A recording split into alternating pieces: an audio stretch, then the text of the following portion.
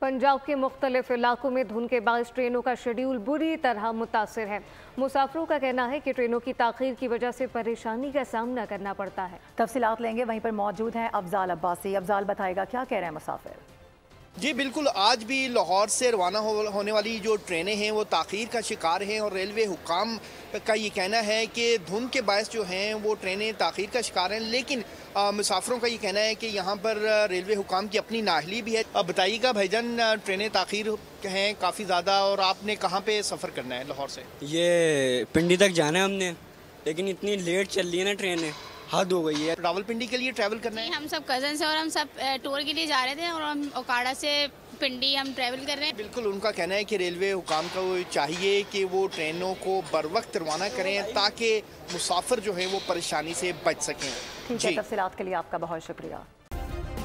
Subscribe करें और bell दबाएं ताकि कोई खबर रह न जाए।